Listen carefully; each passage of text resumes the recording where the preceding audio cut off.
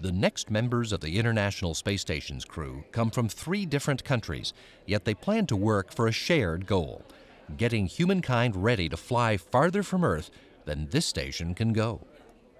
Canadian Space Agency astronaut Chris Hadfield was born in Sarnia, Ontario, and grew up there and on a farm in Milton, near Toronto.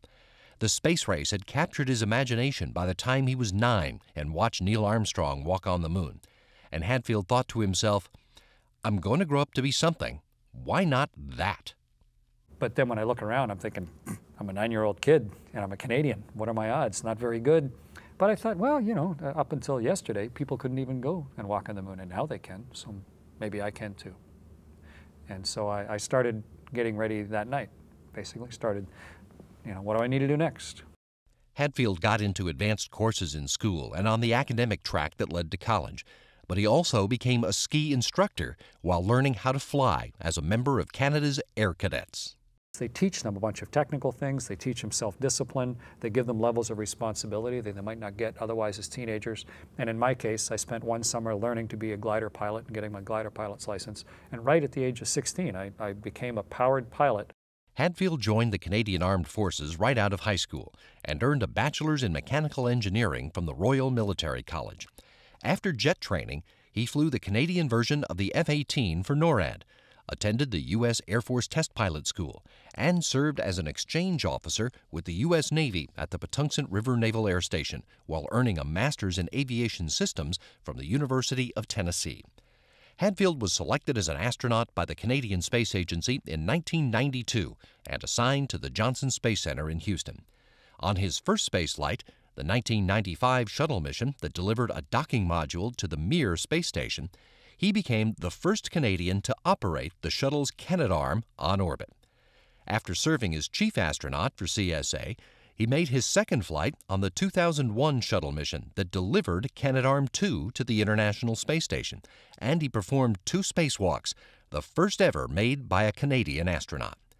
Hadfield served as NASA's Director of Operations in Star City, Russia, retired from the Canadian Air Force as a colonel, and then served in a variety of roles within NASA's astronaut office before getting this assignment to support the research on board the International Space Station.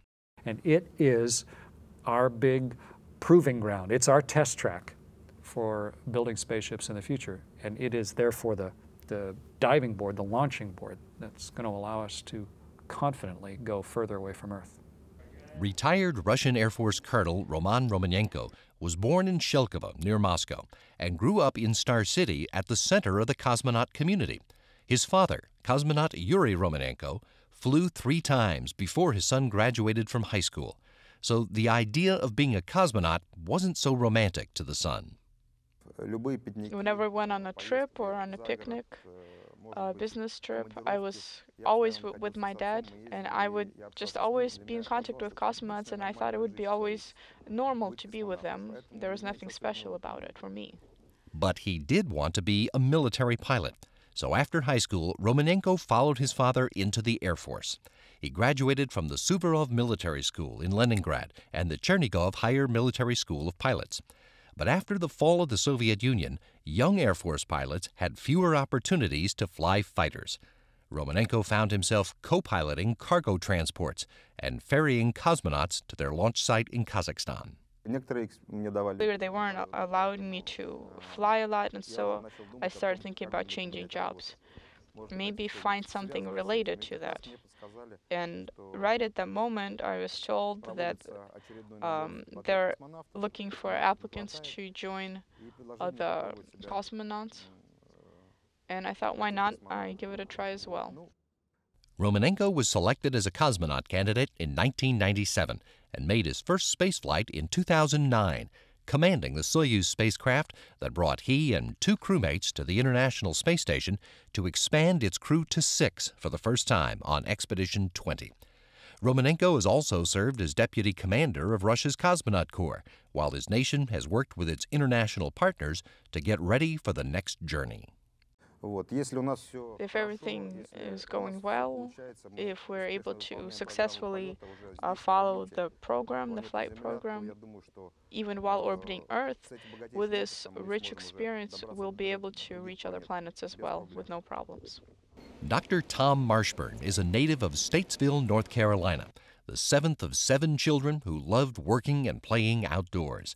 He remembers being excited to watch the first moonwalk because it fed into his love of adventure. I loved to draw and to paint.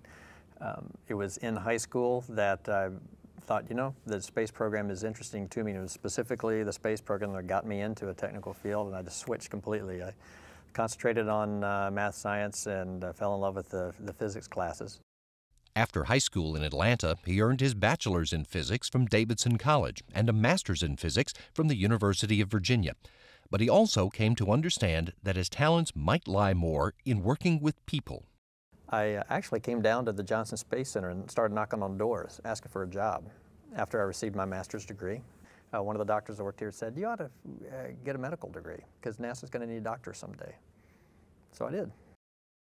Marshburn earned a Doctor of Medicine at Wake Forest, trained as an emergency room physician in Toledo, Ohio, and then worked in an ER in Seattle before being accepted in the first class of NASA's Space Medicine Fellowship Program to train as a flight surgeon.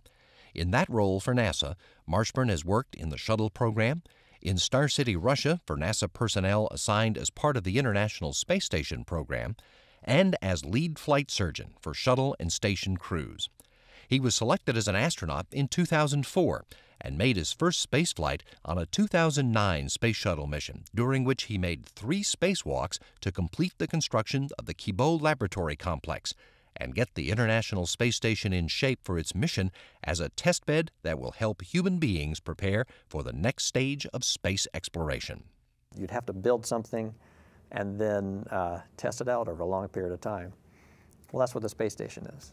And with the Russian technology, with a lot of technology the international partners have come up with, we're able to find out how we can maintain these things we call people for a long period of time in space.